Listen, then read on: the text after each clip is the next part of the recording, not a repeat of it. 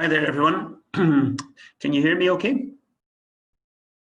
Yeah, thanks, Mike. Yeah, so I'm sure there'll be a few more to join, and I think we're still waiting on Suzy joining us, but Andrew's already online. Afternoon, Andrew. Hello there, how are you doing? Good, good. Looking forward to your talk today. Thank you. Tom's in sunny Moray. He sent me a picture. It was one of those pictures which you can take in any day in any month in Scotland. There was no hint from the greyness of it as to what was going on. So if you're not on holiday, it sounds like Moray Coast is a good place not to be. Anyway, hopefully he's having a good week. I was just while people are gathering, I was just going to give you just a few updates from my perspective, from the kind of level 10 operational medical director point of view. A couple of things, I guess, as we begin to think about winter planning. There's been a really good document produced by the Royal Academy of Medical Colleges, which I was alerted to this week. It's worth having a look at. It really highlights the kind of fourfold difficulties we're going to be having this winter, with potentially flu, restricted resources, possibly COVID problems, and all the ensuing problems with staff that might come along with that. So worth having a look at that. I think it's going to be really important for us to maintain capacity for the winter surge, and certainly government are insisting at present we retain a large amount of capacity for COVID, even though we've not had anybody in, for instance, in COVID ICU for some time now. Government are looking for full detailed remobilisation plans from all boards by the end of this month. So there's quite a lot of work going into that. And in essence, that's to try and write in detail what's going to be happening over the next few months. But as we all know, that may be something we could wish for, but it may be difficult to implement. I guess locally, we're working hard on trying to maximise what we're going to be able to do in Perth and Staccato. It's going to be an important element of future service provision. But all of this implies quite a lot of restriction on space and resources. So I think the frustration we all have, or many of us have, clinically at the moment, that those frustrations are going to persist. It's not going to be easy. And we need to continue to be imaginative about how we do business. So that's kind of, from my perspective, just general themes going on operationally at the moment. I'd like to take the opportunity just to thank everybody for what they've been doing in the last month or so, because I think we all sense that togetherness during the peak time of COVID in March, April, May, but there's no doubt that everybody feels a bit disentangled and disengaged at the moment through the natural effects of being difficult to do your normal work. So there's a bit of that going on. I think we just, as leaders, we just need to recognise that, and we need to recognise that in ourselves and others, and crack on. So to the much more interesting stuff. I don't know if Suzy's joined us yet. Suzy, are you online yet? So Suzy's just behind me, but can I just ask Kimberly Joss to allow me to screen share? Is that okay? And then yes. I'm just going to. Kim should be able to do that. So Andrew and Suzy today are going to take forward a case. Sorry, Suzy, I hadn't realised you were that small person in the background. I remember you as much taller. So there you go. So I'm going to hand over to you guys. Neither of you need any introduction to the community, and we're looking forward to your talk. Thanks very much. Thank you. Is Kimberly online? I'm going to speak to Kimberly who's next door to me. Yeah, it's just I'm not able to share. It's not allowing. So just make me an organizer. So Andrew, Kim's saying it's not allowing her to share. Can you send her, if you've got a PowerPoint, if you could send her it immediately, and then she will get it on for you. Sorry about this. No, that's okay. No, it's fine. Is there not? There's usually a way that you can just make me an organizer, or able to do that. Yeah, so Tom has the permissions for that. Tom gave permission to Kim. Kim, I don't think can, at this point in time, is send you permission. Sorry. I think that's. I thought Tom was here today. Right, I will get this emailed.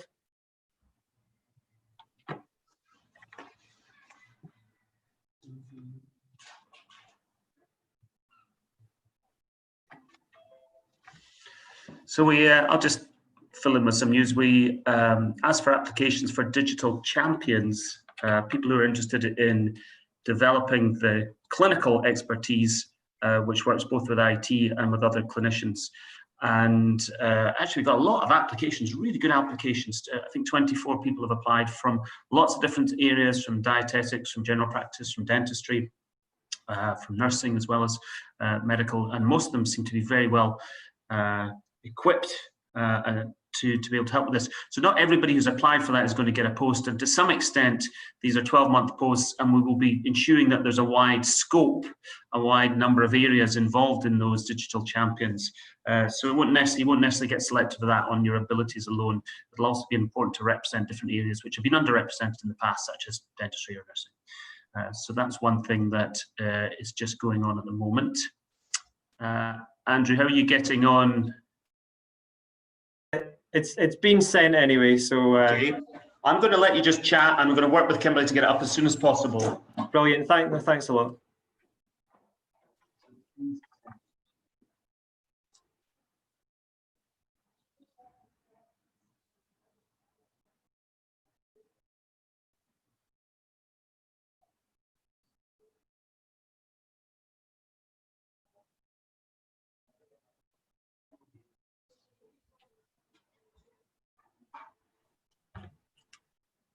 Oh, screen shares. I've got the screen share facility now. Good. Great. Yeah, Kim's activated that, so she's changed the settings on it from sole ownership. Good. Okay. Thanks very much.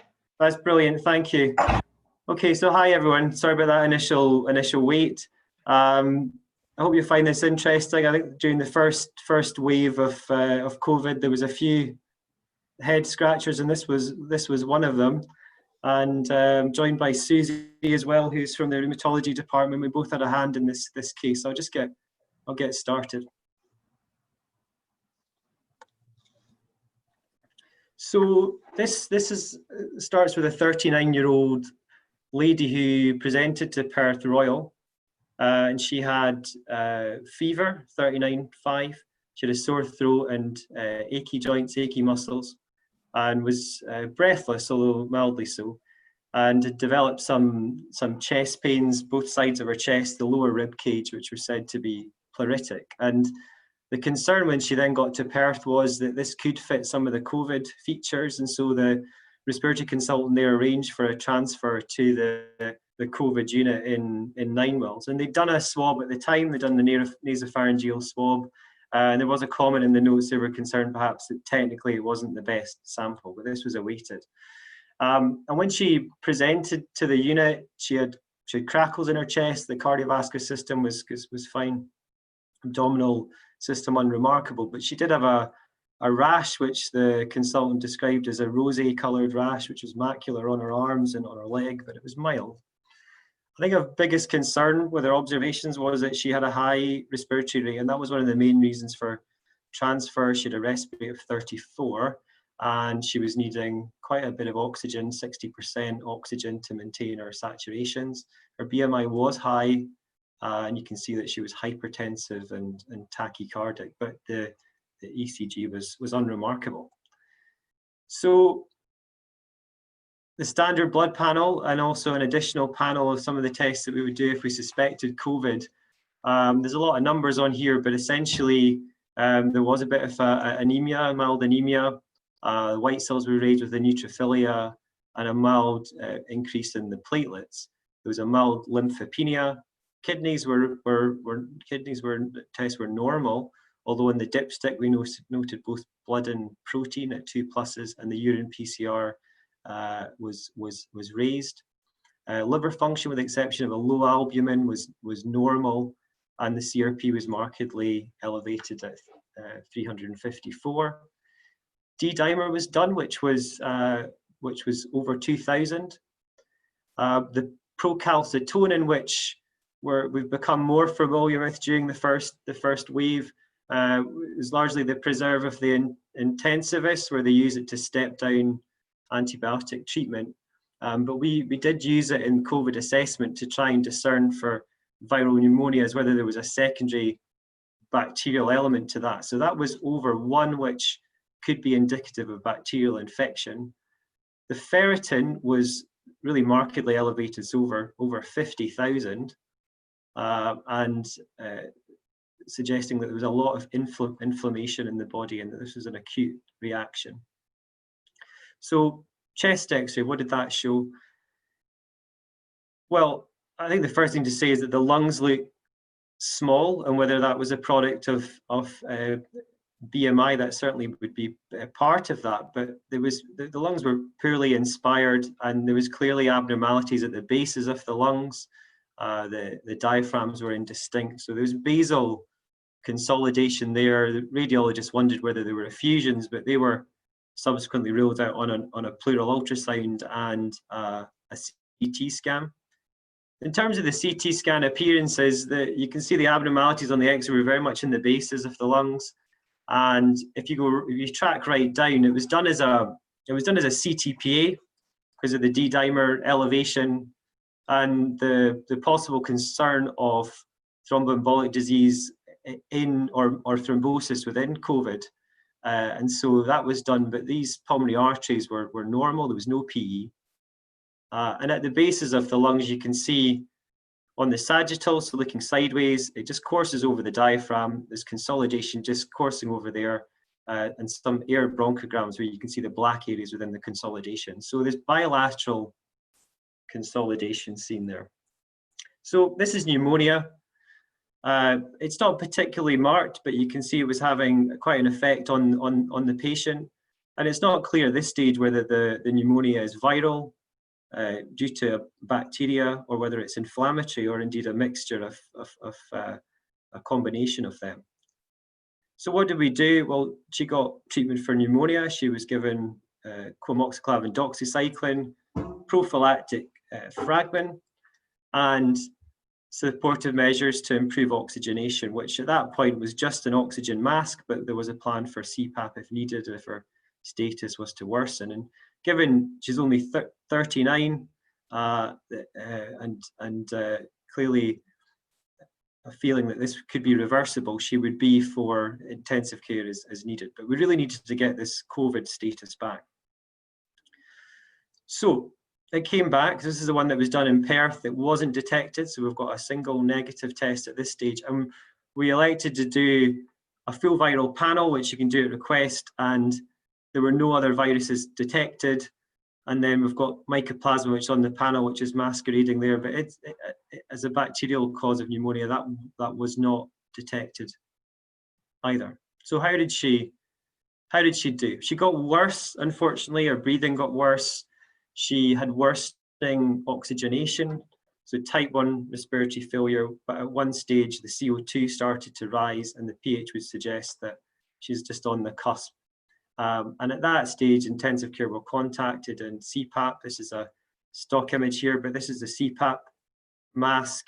And she did seem to stabilize, and intensive care agreed that they would take this lady as needed, but that she seemed to have stabilized and they would review later.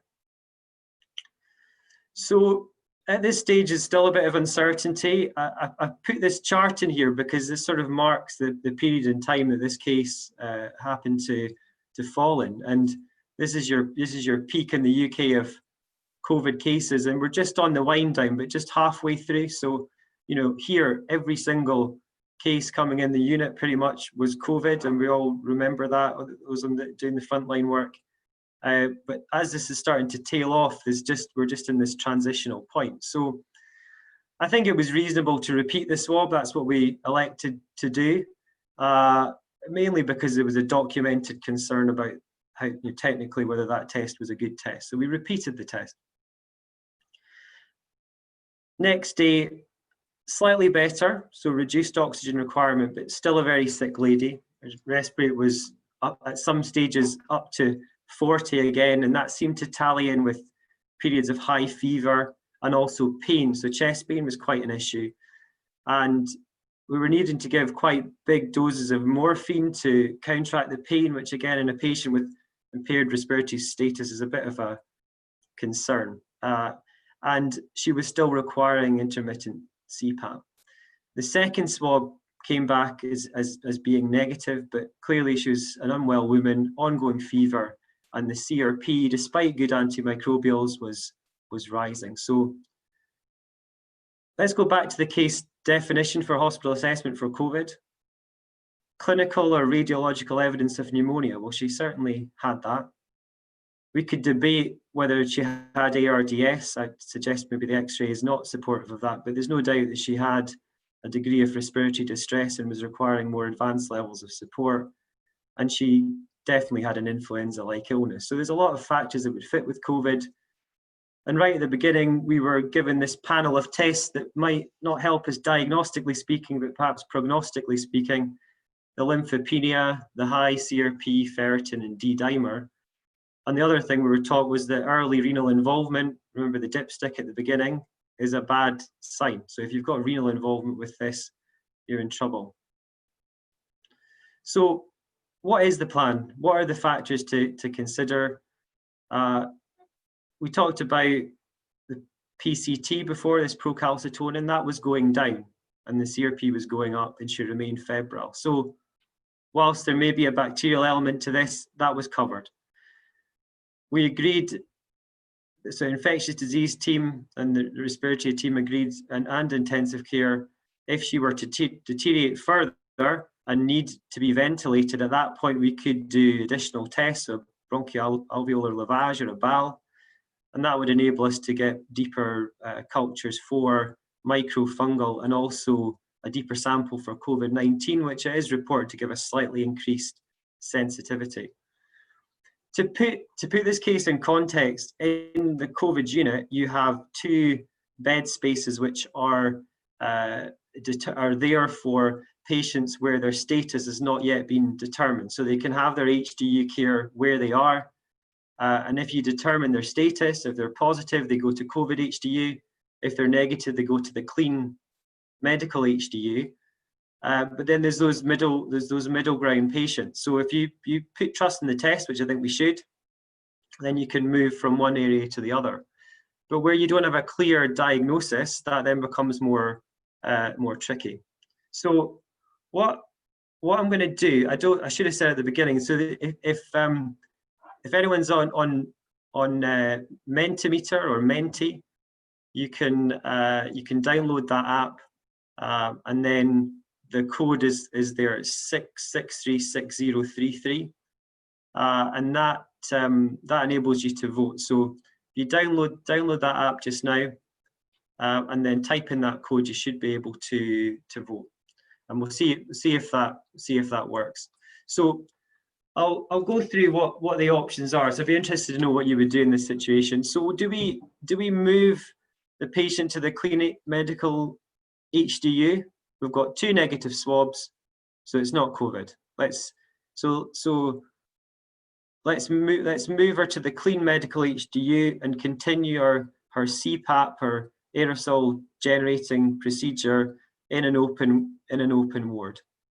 Do we stay in ward 42 in COVID assessment until the patient's well enough to be stepped down to a ward-based side room? So that was stepped down to a level of care that could be delivered in a COVID cohorted ward, but within a side room, because there's still that element of doubt.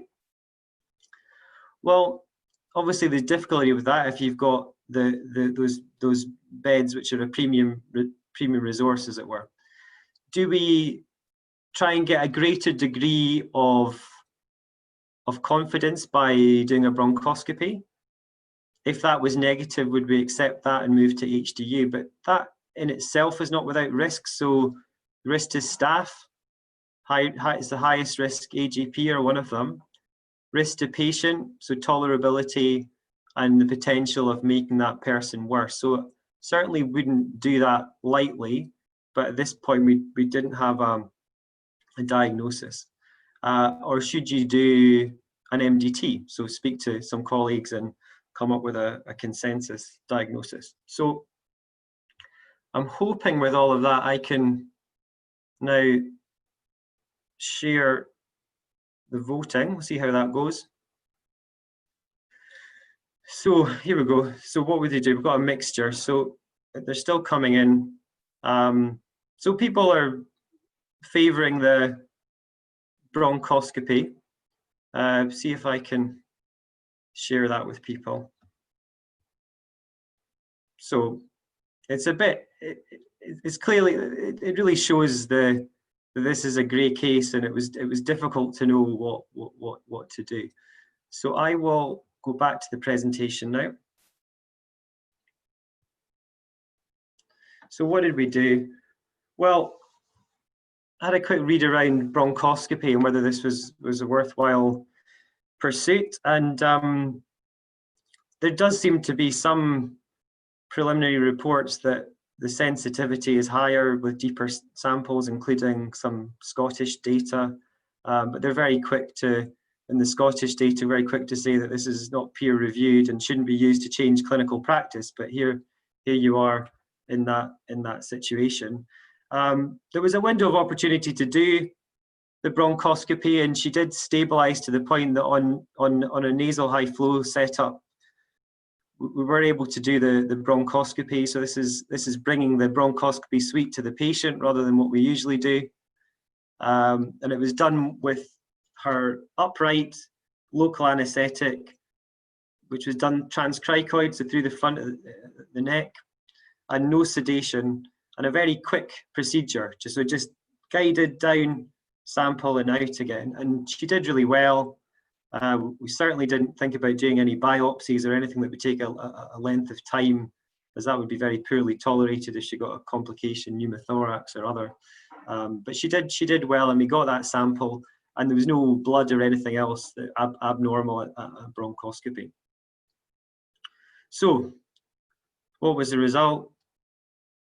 Negative. Okay, so at this point, we're thinking it's definitely not COVID. We've now got 3 samples, and it must be something else.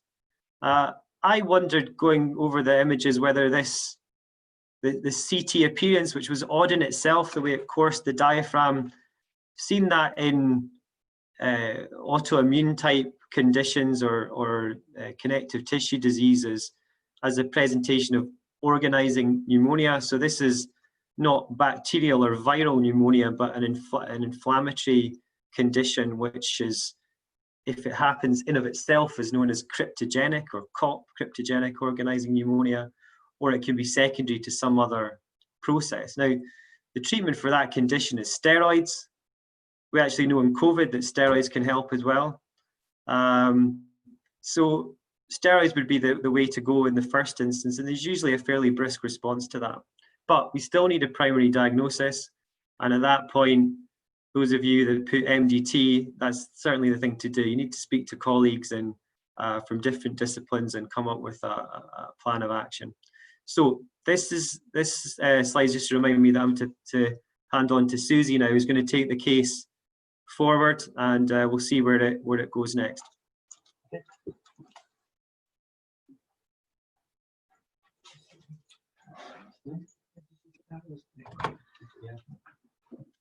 Hi.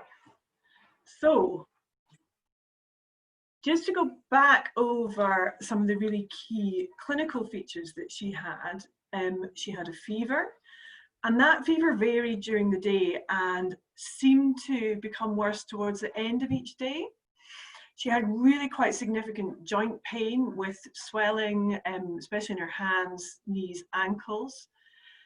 She had had a sore throat that had predated her admission and had probably been going on for at least 2 weeks. And she had these respiratory symptoms that had obviously been a cause of concern. So cough, pleuritic chest pain, and breathlessness with a significant oxygen requirement. Her hands looked like this, so they were generally swollen. They were very tender if you squeezed around her MCP joints. And she also had bilateral knee effusions and quite significant ankle swelling. And this is what her rash looked like. So she had a rash very like this over her thighs, over her abdomen, and particularly over her upper arms. And the rash did not go completely, but it did vary day to day and possibly varied throughout the day. It wasn't itchy and it wasn't painful. And actually there was a bit of background to this. So she had been aware of episodes of similar symptoms intermittently for a couple of years. They had been relatively mild. She had sometimes taken ibuprofen, and they had settled. In 2018, she'd had 2 more severe episodes and had required hospital admission on each occasion, and no real cause had been found for them. But during each of these episodes, she had had joint pain, rash, fever, and a significantly elevated CRP. And a variety of diagnoses had been queried, and we'll talk about some of them in a minute. Each time she had been given oral prednisolone, so about 20 milligrams, and symptoms had settled very quickly, and she'd been able to be discharged, steroids weaned down quite quickly, and had then had a number of months on no treatment where she felt relatively well. And just to go back over some of her investigations, so the key things here that I would point out are the fact she's a little bit anemic. She's got a raised white cell count with a predominant neutrophilia. She's got a very high CRP, and she's got a very high ferritin, so 51,000. She also had some autoantibodies done, and these were all negative. So anti-CCP is associated with rheumatoid arthritis. CTD screen includes lupus-associated autoantibodies, that was negative. Anti-PR3 MPO are associated with systemic vasculitis, and they were negative. And complement levels, which are generally low in vasculitis and significant connective tissue disease, were normal. So, using Menti again, would you like to opt for one of these 4 options? So, reactive arthritis, lupus, adult onset Still's disease, or Henoch-Schönlein purpura?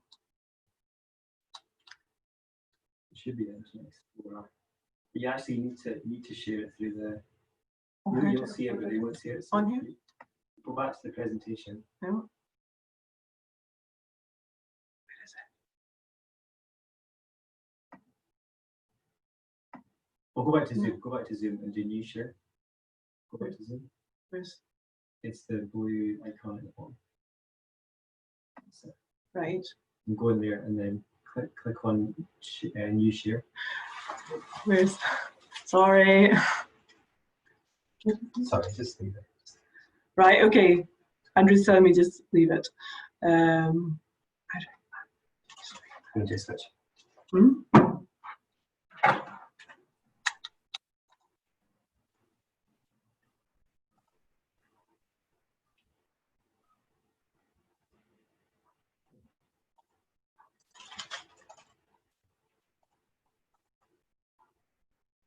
Check our scene.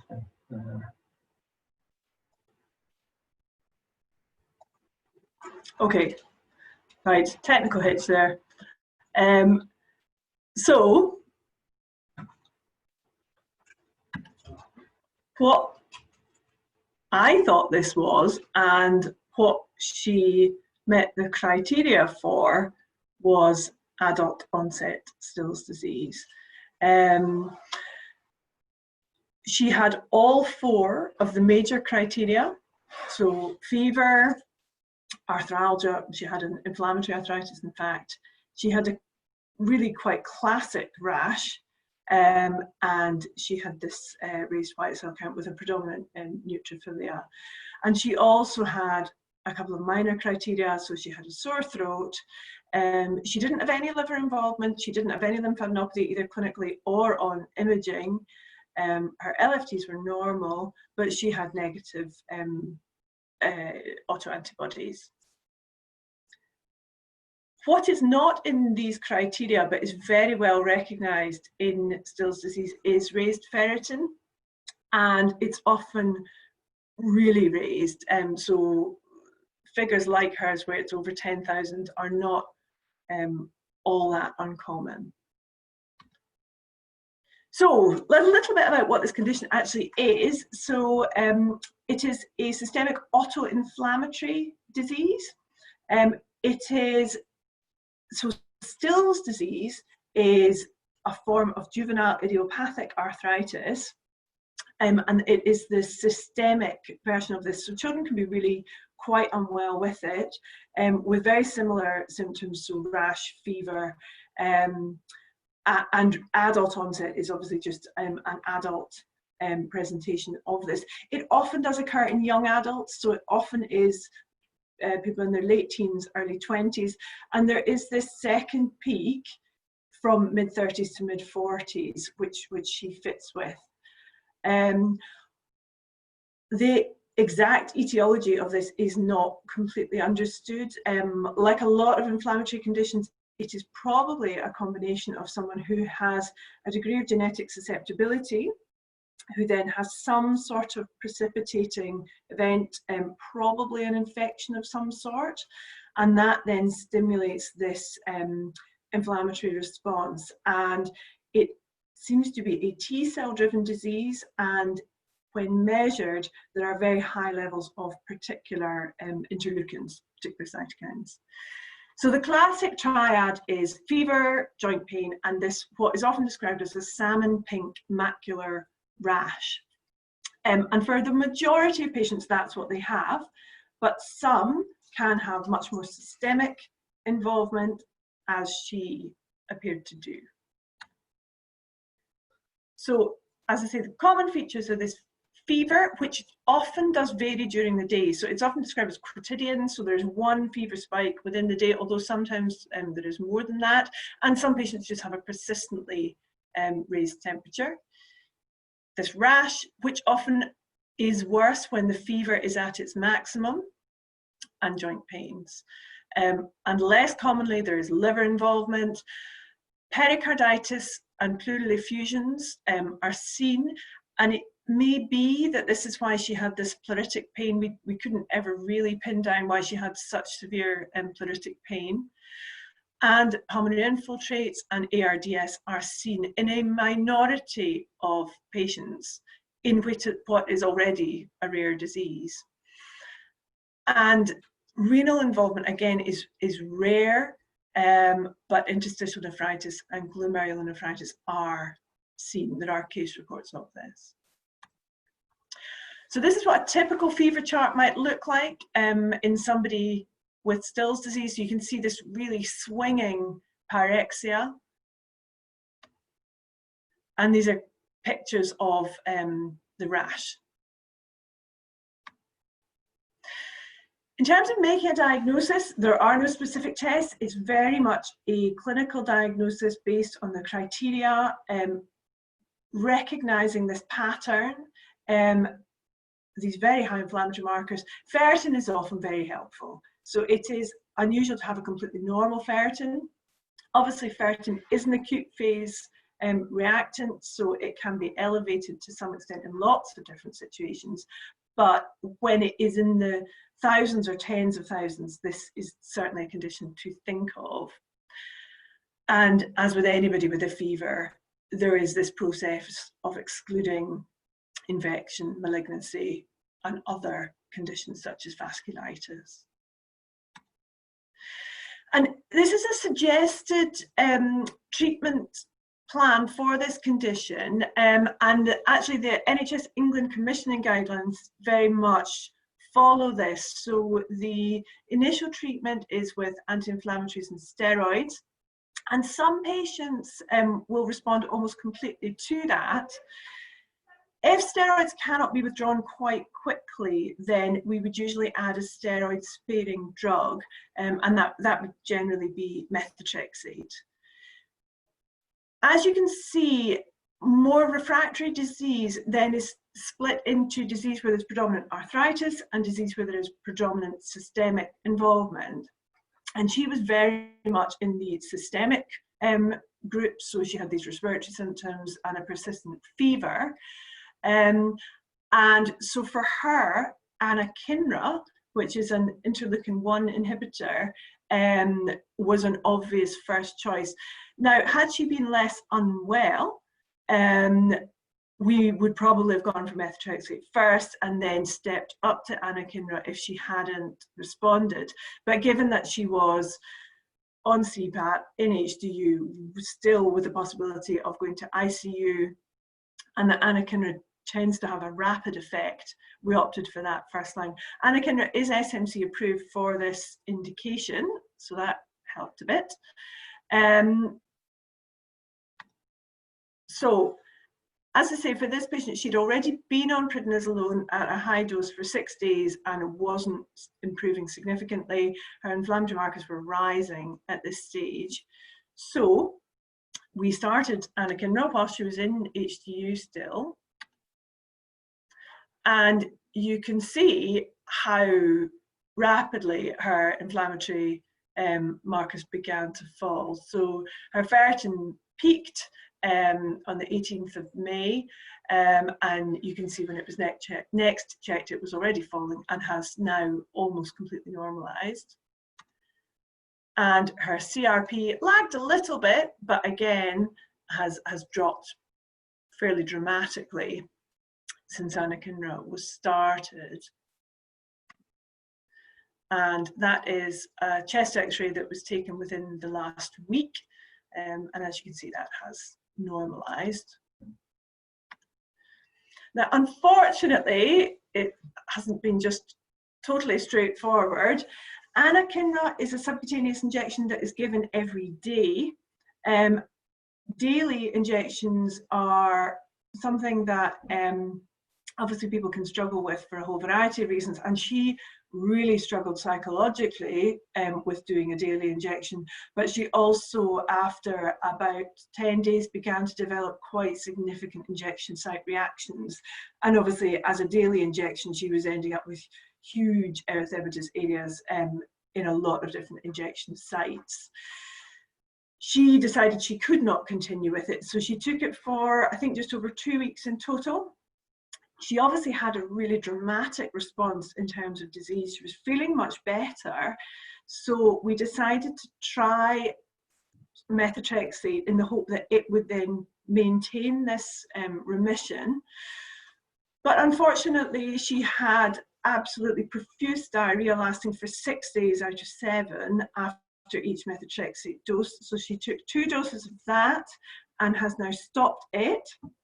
So I have applied, and I'm just waiting for approval to give her tocilizumab, which is an IL-6 inhibitor, which on that treatment pathway is the next option, and it is can be used in both systemic and arthritic adult onset Still's disease.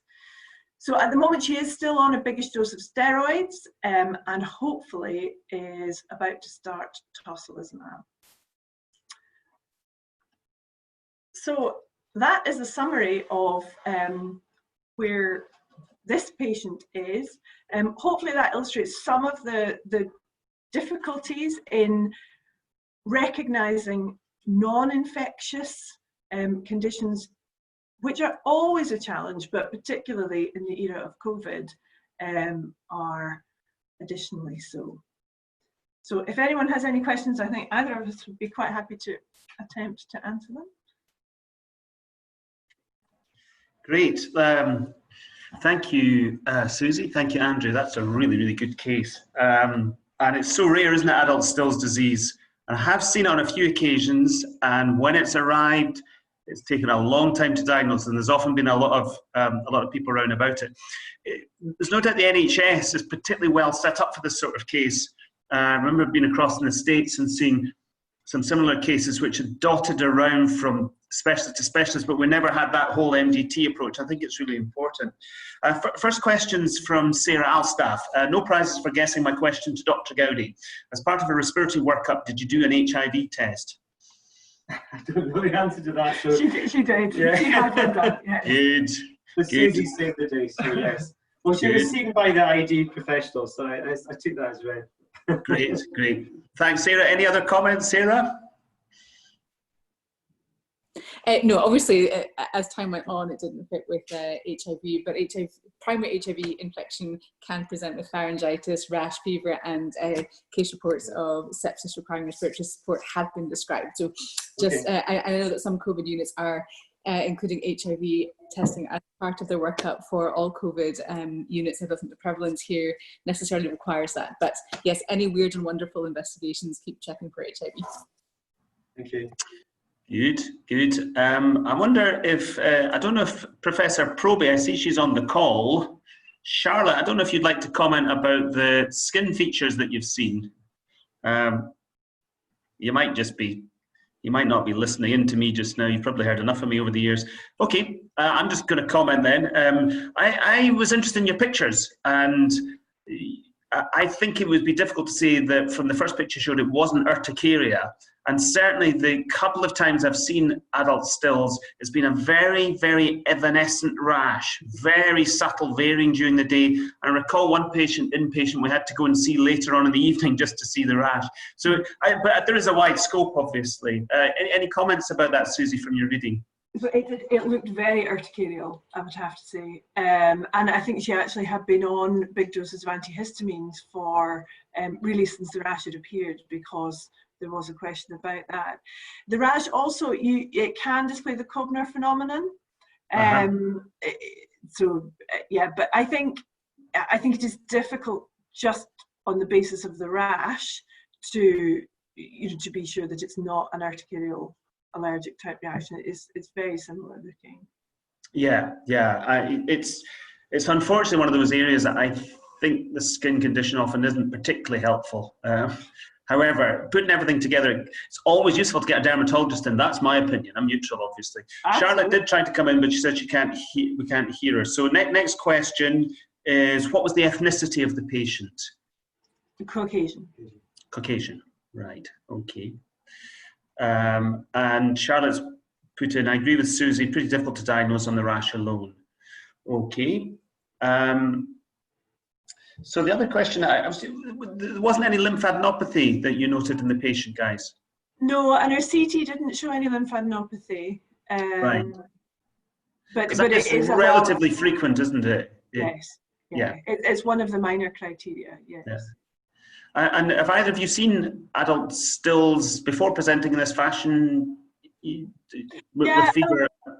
We've seen quite a few sort of late teenagers who have developed it, and had a few who've really been quite unwell with associated macrophage activation syndrome, which is well recognised, particularly in children with it.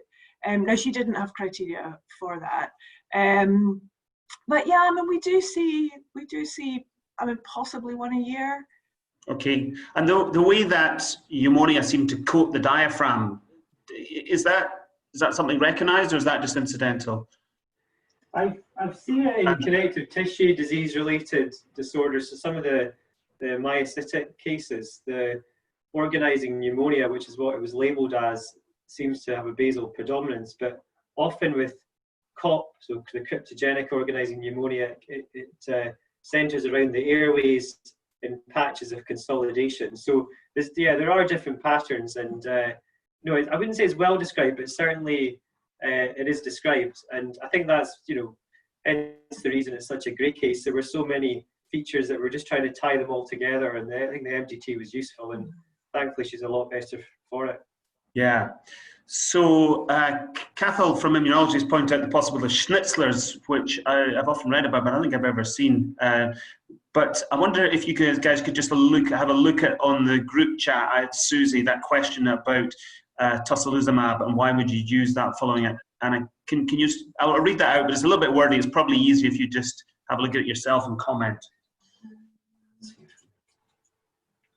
I can't see it just now. Okay, I'll just read it out. Thanks for presenting. IL-1 blockade successful using anakinra. Why choose tocilizumab versus alternative IL-1 blockade with canakinumab? Was there an IgM paraprotein dash might suggest alternative diagnosis of Schnitzler's given urticaria? No mic available, sorry. So a couple of questions there. Why? again, why not use another alternate IL-1 rather than IL-6 blockade? I think is the key question there. I mean, basically just going by guidance. So canakinumab is much newer. It is, obviously, she didn't tolerate anakinra at all well, so it's the same mechanism of action. It's very expensive. And tocilizumab in quite a few, I mean, there is no international guidance, but in terms of suggested pathways is the alternative for patients who don't tolerate anakinra. So that was really the logic part. And certainly following the really quite useful NHS England commissioning guidelines on this, and the two drugs that they have approved are anakinra followed by tocilizumab.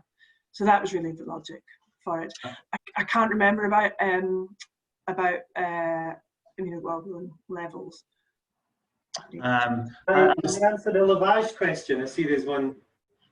Sorry, can I just, the other question was just before we move that was about Schnitzler's, which was that considered in the differential diagnosis? Paraprotein, usually an IgM paraproteinemia, along with very marked urticaria.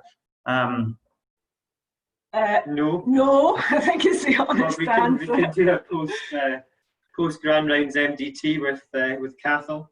Yes.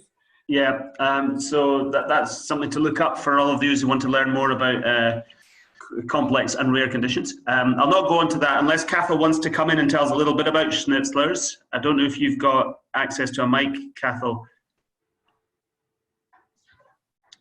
Okay, I'll let Cathal come back to that and move on. Yes, Andrew, if you want to take up that question again from Prof. Proby.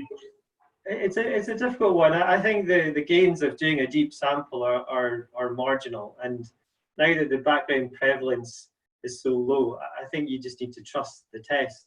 The other thing is, as in the nasopharyngeal, there's data from Edinburgh, but it's very careful to say that we're not used, it shouldn't be used to change clinical practice, but they're reporting a slightly increased sensitivity with the second test, so 90 or so, and then a few different reports about a bronch sample giving you 94. So it's marginal gains in sensitivity. And my recollection and discussion with other members of the COVID team, we've only had 2 cases where a subsequent test has been useful. So the first case was where the first swab was thought to be technically inadequate. So there was a problem taking the sample for whatever reason. And if that's documented as it was in this case, then you should be doing a second test under those circumstances. So higher sensitivity plus a concern about the initial test. But whether bronchoscopy adds much to that, I think you got to choose your cases.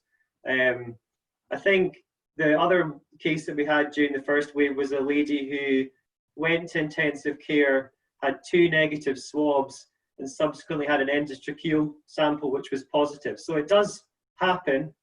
And if you were going to intensive care, you would have the luxury of doing that anyway. In this case, it was difficult. And I think I've never been in the position where not only have you got to try and make the right diagnosis to help the patient, but you've also got to consider the other factors at play of moving a patient where there's an element of doubt into an open area for an aerosol generating procedure. So you've actually got the staff to think about and the other patients in that area. So these decisions are difficult. And I think in that case, I was happy enough to do the bronch at request because I felt that there was enough gain there and that it was safe for the patient. But I don't think we should be doing bronchoscopies really, and we should trust the test, particularly now that the prevalence has gone down so much. Thanks, Andrew. There's a comment from Pete Fowley essentially saying there's a similar message in pediatrics. Fever and rash is not always infection. Think about autoimmune disease. Treatment also very similar. I don't know if Pete Fowley wants to come in and add anything to that. I don't know if you have access to a mic at the moment, Pete. Nothing to add, Colin. It was just to say that we have the same challenges in pediatrics with systemic onset GIA. Great. Thanks very much. Okay, so I think there's no more questions. That's a really great classic Grand Rounds presentation. Different specialties, really interesting disease. It actually conjures up a whole lot of differential diagnosis when you're thinking about that. So lots of learning from everybody, from medical students to ourselves sitting at the lofty peak of being consultants. So thanks everybody. Thanks to our speakers, Andrew and Suzy. That was really good and very much enjoyed it. And I think we'll be back to Tom chairing again next week, so we can look forward to that. But in the meantime, thanks again to our speakers and have a great afternoon, guys. Thanks a lot. Okay, thank you. Bye then. Well done.